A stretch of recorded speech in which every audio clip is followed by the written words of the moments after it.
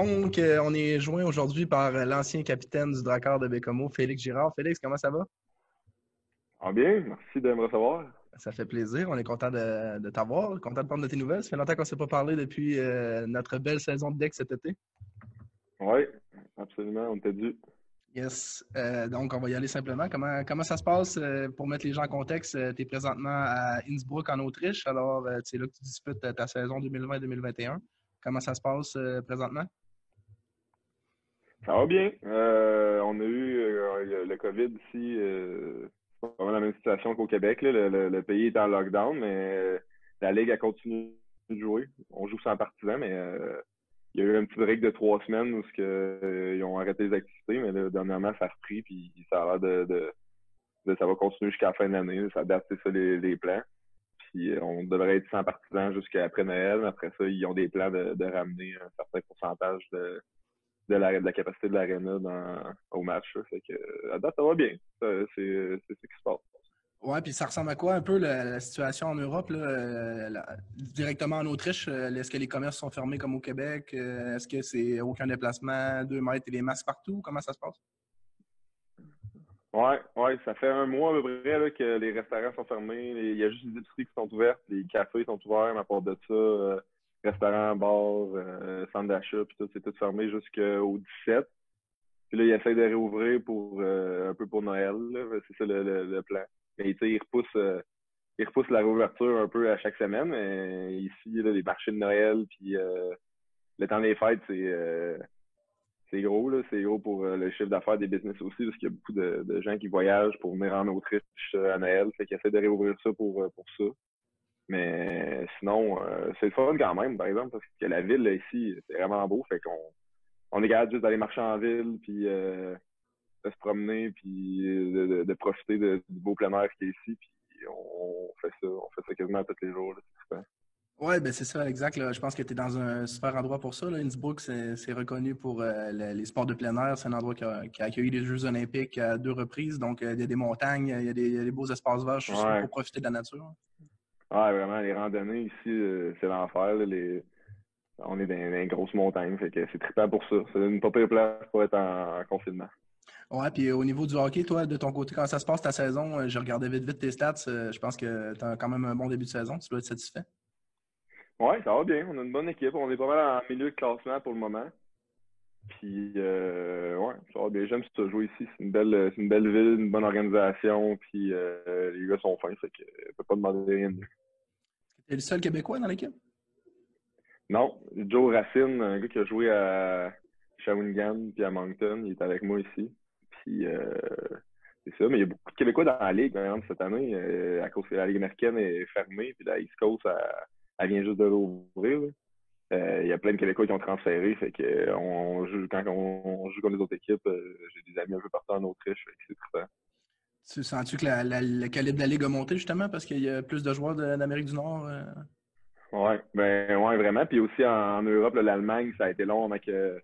Je pense que là, ils ont annoncé qu'ils rouvraient la Ouais, Ligue, la ça Dell part, League. Là. ça part prochainement, ouais. Ouais, mais il y a pas mal il y avait des jeunes joueurs d'Allemagne qui jouaient dans la Ligue d'Autriche, puis il y a beaucoup des bons imports qui sont venus, qui se cherchaient une job et qui ont décidé de venir. Fait que c'est intéressant pour la Ligue, c'est sûr. Là. Fait que, simplement pour expliquer un peu aux partisans du Drakkar, dans le fond, c'est ta première année à Innsbruck. L'an passé, tu étais aussi en Europe, mais dans un autre pays. Tu peux-tu un peu revenir là-dessus?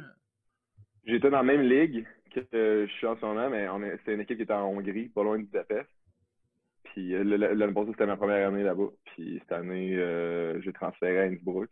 Puis c'est une bonne ligue. Là. Il y a je pense qu'il y a 10 équipes en Autriche, une équipe dans le nord de l'Italie, une équipe en Hongrie, puis là, ça en dit qu'une équipe à Bratislava.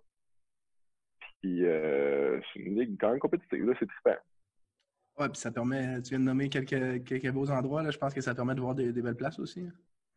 Ouais, vraiment. Puis, tu sais, en Europe, c'est tout, les pays sont proches, les grosses villes sont proches. Fait que c'est facile de voyager quand on a des journées de congé. Ben là, pour le moment, on peut pas sortir du pays. Ben, pour rien, pour voyager. Fait que, on peut se promener en Autriche. Fait qu'on en profite quand on a des journées de congé pour voir du pays. Mais d'habitude, là, ça marche en Europe. Il y a deux, trois fois dans l'année où il y a un break d'hockey que les équipes internationales, ils vont pratiquer ensemble. Fait que là, les gars qui viennent du Canada ou des États-Unis, ben, eux autres, ils ont une semaine de congé 3 fois dans l'année où on peut se promener puis voyager. Fait que Voir ça du devient pays un peu. intéressant pour ça. Ouais, ouais. Ah, c'est le fun, ça. Et là, je suppose que la période des fêtes arrive, mais je me doute que tu dois rester en Europe. Là. Tu ne dois pas t'en venir au Québec pour la période des fêtes cette année. Non, on a juste 4 jours de congé, fait qu'on on va rester ici. Mais Andréane est ici avec moi cette année, fait que on va passer Noël ensemble. Oui, super. Ben, justement, parle-moi-en. Andréane est venue te retrouver récemment. Comment ça se passe, Ouais. la vie de couple en Europe? Ah, c'est le fun. On est tous, tu sais, comparé à la Ligue américaine, en Europe, on va jouer, ben, dans notre ligue, en tout cas, on va jouer quelque part, mais on revient quasiment tout le temps le soir même. Fait que je suis tout le temps ici à la maison, puis Andréane, elle aime ça. Là. Elle profite de ses vacances, puis même si on est en confinement, on tripe. Là. On en tire le maximum. C'est ça. Good. Et, mais là, c'est malheureux parce que cette année, il n'y a pas de partisans dans les estrades, mais tu as eu la chance de le vivre un peu l'année passée. Comment tu vois ça, l'ambiance des matchs de hockey en Europe comparativement en Amérique du Nord? Je pense que c'est assez spécial de vivre ça là-bas. Ouais, ouais, ouais. Les gens sont pas partout sur le même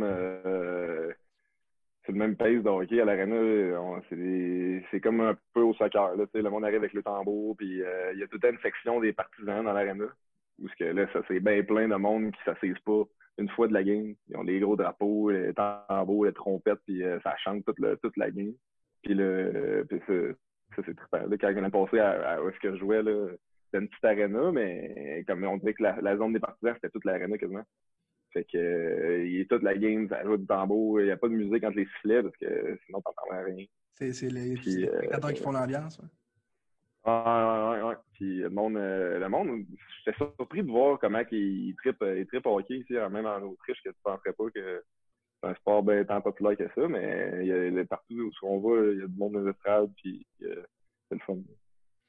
Oh, nice. Est-ce que tu as eu la chance de suivre un peu le Dracor de loin cette année ou pas du tout?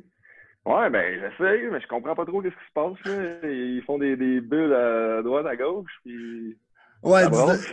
disons que c'est une saison assez difficile à suivre pour tout le monde. Ouais, Là. Il y a des annulations de matchs, des changements de calendrier à chaque semaine, là, mais au moins ouais, nous, à Bécomo, on a eu la chance de jouer et de ne pas vraiment arrêter outre ouais, c'est ça. semaine. Fait qu'on C'est est ça. quand même Parce chanceux. qu'il y a un bout, il y avait des équipes dans la ligue qui jouaient pas bien bien. Ouais, exact, c'est ça. Le trois quarts du Québec est en zone rouge, sauf la Côte-Nord et Ouais, l'Abitibi. Fait que je dirais qu'on est pas mal dans les seuls là, qui a la chance qui a eu la chance de ne pas arrêter beaucoup depuis le début de l'année. Pour ça, on est ouais, chanceux. ben oui, c'est Puis, cool. comment tu vois ça, toi, par exemple, là, tu parlais de la Ligue américaine, il y a plein de ligues qui sont sur pause en ce moment. Là. Comment toi, tu dois te considérer chanceux de pouvoir jouer quand même là, pour une carrière de joueur de hockey, être sur pause pendant plusieurs mois, c'est pas ce qui est l'idéal. Ouais, ouais, je suis chanceux, c'est certain. Là, quand j'ai transféré l'année passée, je savais pas que ça allait arriver. Puis je me considère vraiment choyé d'avoir une job en fond, là. Ouais, Puis de ben c'est ça. pouvoir Quand on en discutait cet encore été, jouer. Là. tu étais dans l'incertitude, tu savais pas quand ça allait Ouais, reprendre, où ce que tu allais jouer. Fait que je suppose que tu es assez heureux de la tournée des événements. ouais, vraiment. Parce que ouais. Mais rester à la maison aussi, dans le fond, j'aurais quand même aimé ça. Là. C'est trippant aussi. Mais on fait d'autres choses. On joue au hockey, puis je suis vraiment chanceux d'avoir cette opportunité-là, c'est sûr. Good. On parlait tantôt que tu avais fait quand même plusieurs places là, depuis que tu as quitté le Dracor. Tu as joué plusieurs saisons dans la Ligue américaine. Tu as maintenant deux équipes de fête en Europe. T'as-tu un coup de cœur? Est-ce que le hockey t'a amené à voyager beaucoup? T'as-tu un endroit coup de cœur que tu as découvert durant tes voyages de hockey que tu te dis waouh, jamais j'aurais pensé peut-être aller là? Puis, as-tu une Ah destination oui, qui c'est t'a frappé? Là? mes 2 saisons avec les Vaillants Valais dans la Ligue de deck de la Côte-Nord. C'est C'est- c'est mon équipe préférée. Ça t'a fait vivre beaucoup d'émotions? Hein? Ah ouais, les émotions qu'on vit là, ça a glacé, c'est incroyable. Justement, j'ai un commentaire d'un de tes coéquipiers qui se demandait si tu t'ennuyais des Vaillants Valais. La réponse est oui. Ah oui, les Vaillants Valais, on l'a fait le cœur. Ta deuxième famille, comme on dit. Ouais, c'est ça. Good. Hey, Félix, je vais enchaîner avec. On a eu plusieurs questions des partisans pour toi, fait que je vais t'en poser quelques-unes. Premièrement, il y a quelqu'un qui demandait c'est quoi l'accomplissement que tu es le plus fier depuis ta carrière, là, que ce soit ton passage junior ou même chez les professionnels? Y a-tu quelque chose dans ta carrière qui ressort du lot là, au niveau fierté?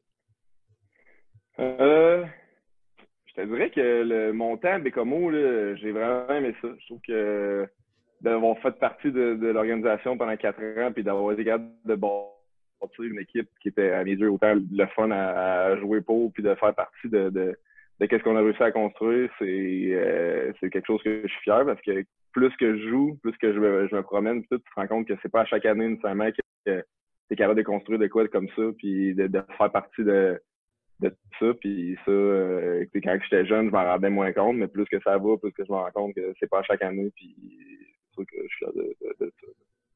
Super. Ben, tu résides désormais à Bécomo l'été quand tu n'es pas en saison de hockey. Il y a plusieurs personnes qui se demandaient qu'est-ce que tu aimes le plus de Bécomo? Qu'est-ce qui fait que tu as décidé d'y rester, en fait, outre ta douce moitié, bien sûr. Et les Vaillants-Valais. Et les Vaillants-Valais aussi, bien important. Ben, Bécomo, j'aime ça. J'ai toujours aimé ça. Quand je jouais junior là, j'aimais ça habiter là. Puis l'été, c'est un parfait pays de vie pour moi. Je te dirais, là, tout est accessible. J'ai des amis là-bas. Andréane a plein de familles à Bécomo. Puis on aime ça habiter là. Puis Andréane a travaillé à Bécomo l'hiver d'habitude. Fait que c'était parfait pour nous, là. Donc, Félix, je retourne avec les questions des partisans. Il y a quelqu'un qui me demandait, ça a été quoi ton premier feeling quand tu as su que tu étais repêché par le Drakkar? Tu es un gars de Québec, donc tu te rendais en région un peu plus éloignée. Ça a été quoi ta réaction à 16 ans lorsque tu as appris que tu t'en avais comment? J'étais content. Je m'attendais pas à grand-chose. Je connaissais pas vraiment ça, Bécomo. J'étais venu une fois pour une fin de semaine jouer au hockey quand j'étais plus jeune, mais j'étais content. J'étais arrivé avec esprit ouvert, puis j'étais agréablement surpris de tout ce que j'ai pu rencontrer là-bas. Ouais, t'aurais-tu pu penser à 16 ans que tu allais maintenant rester là après être propriétaire d'une maison et tout? Jamais. Jamais j'aurais pensé ça. Même, ouais, non, jamais j'aurais pensé que j'aurais resté là. Good. On revient sur ton temps dans la LHJMQ. Il y a quelqu'un qui posait la question. C'est qui, selon toi, le meilleur joueur que tu as affronté dans les 4 ans que tu étais dans la Ligue? Hmm. Il y a quand même quelques bons noms, probablement, qui te viennent en tête. Ouais. Je dirais McKinnon. McKinnon, il était vraiment dominant, mais Manta aussi, sa dernière année, il était tellement. Il scorait tout le temps, même si on faisait tout pas qu'il score, hein, il scorait à chaque game. Fait que ça, dans un joueur junior dominant, là, je pense que Manta, il était direct là. Une question de ton coéquipier, Frédéric Gamelin, qui se demandait de quel teammate là, tu t'ennuies le plus là, de ton passage chez les juniors? Je vais y aller avec Frédéric Gamelin. Seigneur tout à Qui est l'heure. nouvellement diplômé en tant que comptable agréé. On le félicite. Ah oui, félicitations. Ah oui.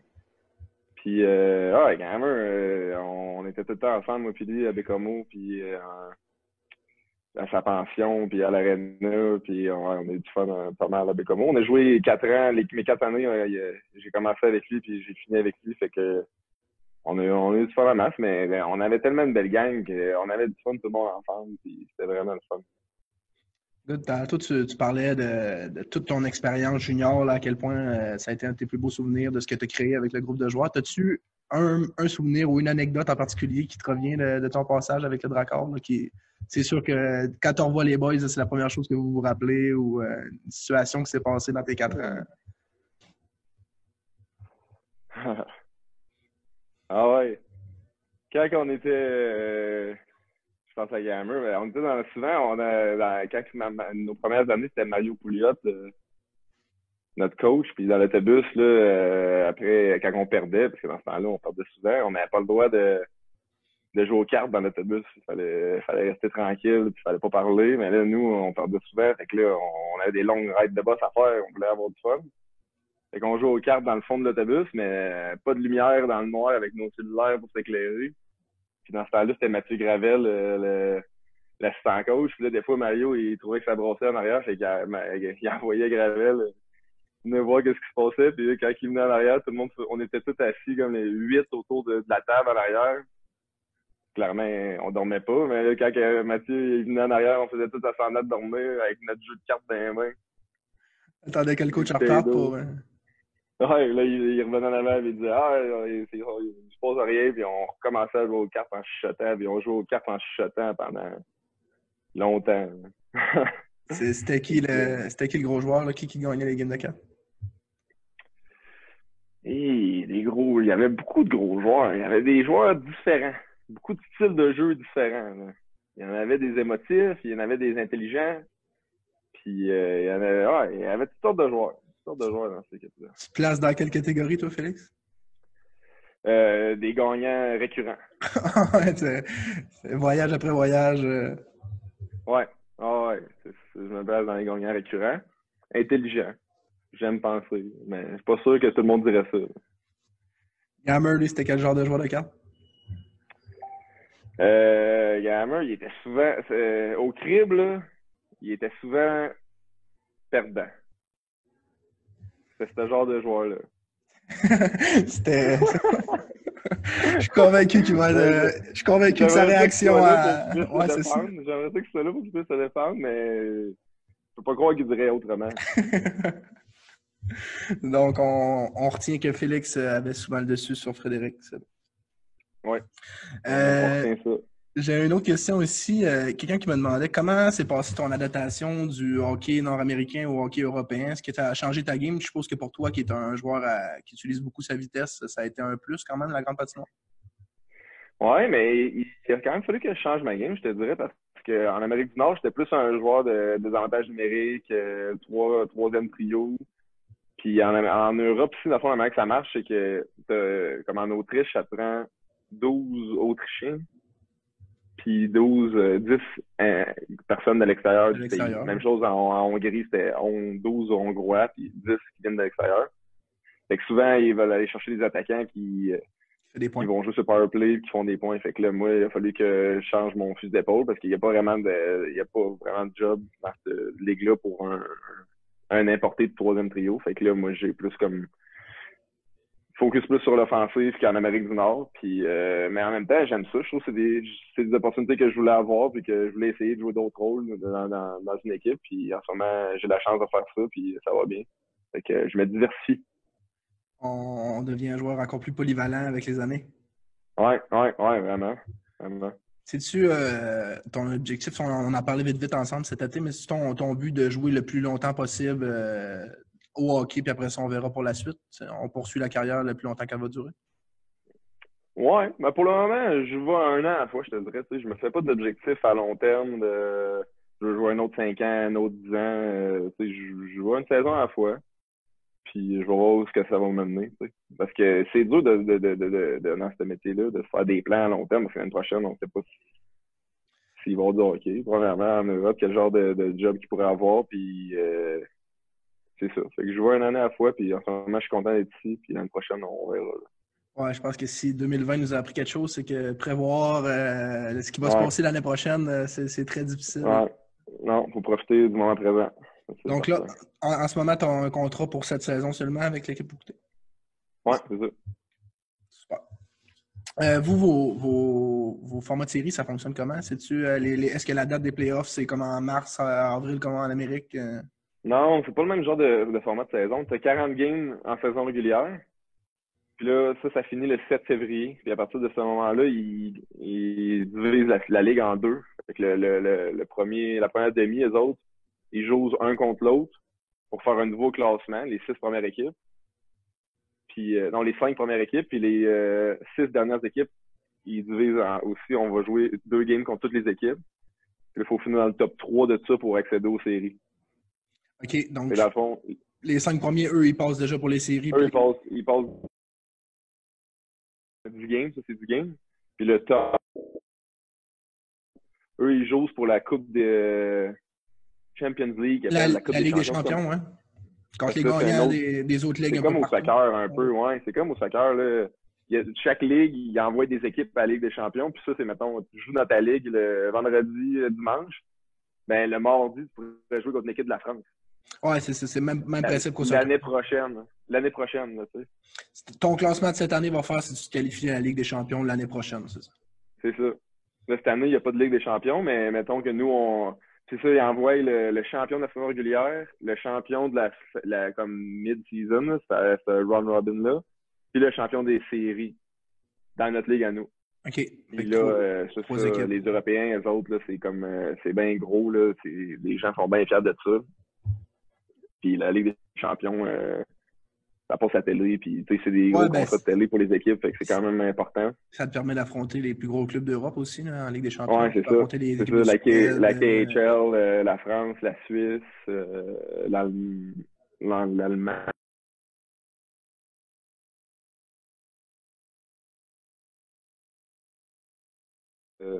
Un autre système qu'en Amérique, là.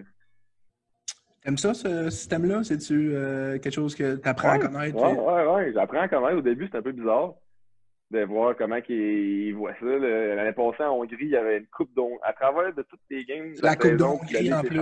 Il y a aussi la coupe d'Hongrie. Et chaque pays, ils ont leur coupe de leur pays pendant la saison. Fait qu'il y a une fois de temps en temps, tu joues une game de la coupe d'Hongrie. Puis, il y a une fin de semaine. Tu joues sur plein de championnats en même temps. Ouais, c'est ça. Tu joues ta saison régulière, mais en même temps, une fois de temps en temps, tu joues une game contre une équipe qui n'est même pas dans ta ligue pour une autre affaire que nous, en tant que portés, on comprend pas trop pourquoi on joue contre eux à soir, mais eux autres, les Hongrois, ils trouvent que c'est plus important quasiment que la game de saison. Ouais, c'est ça, exact. Ouais. Mais c'est un autre monde totalement, mais en même temps, je pense que ça fait qu'il y a des enjeux différents à chaque match, fait que tu restes toujours motivé par rapport à tes parties. Ouais, c'est différent comme culture, mais c'est intéressant à essayer. Good. Je vais te poser une autre question que j'ai ici de la part d'un partisan. Si c'est à refaire, est-ce que, par exemple, t'aimerais... je me doute de ta réponse parce que tu as aimé ton passage de Bécamo, là, mais il y a beaucoup de gens qui se demandaient si tu avais eu à choisir, est-ce qu'il y a une organisation particulière à 16 ans que tu aurais aimé être repêché par ou tu n'avais aucune préférence à cet âge-là? Pour vrai, j'avais aucune référence. Pas référence, mais préférence à cet âge-là. J'aurais été n'importe où j'aurais été drafté. Puis je voulais juste être drafté puis avoir une chance de jouer dans la Ligue jean majeure. Puis avec du recul, puis je changerais rien. C'est sûr que je voudrais pas être drafté nulle part ailleurs, surtout après avoir vu les 4 saisons que j'ai eu la chance d'avoir à Bécamo. Je referais exactement la même chose. Est-ce qu'un avenir dans le coaching pourrait t'intéresser éventuellement, Félix? Je sais pas en tout, honnêtement. Le hockey, ça m'intéresse encore, puis ça me passionne encore. Puis c'est sûr que si ça m'amène à coacher un jour, j'aimerais ça, mais comme je te dis, je peux pas te faire de promesses où c'est que ça va m'amener, mais c'est sûr que le hockey, ça me passionne autant qu'avant. Puis j'espère que ça va rester de même. Good, super. En terminant, qu'est-ce qu'on pourrait te souhaiter là, pour 2021, là, des souhaits des fêtes? Là, qu'est-ce qu'on te souhaite à Félix? La santé, du bonheur, puis on commence avec ça. Toujours le plus important? Ouais.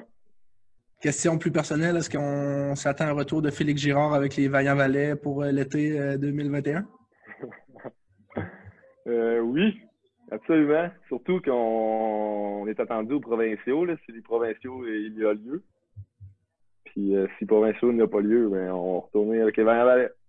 Défendre notre titre. Un championnat à défendre? C'est ça. Good. Hey, Félix, je suis convaincu qu'on va avoir la chance de se reparler après les fêtes. Là. Je vais essayer de tenir les gens au courant de ta saison. Merci d'avoir pris le temps de nous jaser cet après-midi. Le soir pour toi, d'ailleurs. Merci beaucoup. Puis je suis convaincu qu'on va s'en donner une nouvelle rapidement. Ça me fait plaisir. Yes, passe le salut. Passe le salut, Andréane. Bonne fin de journée. Ouais. Salut.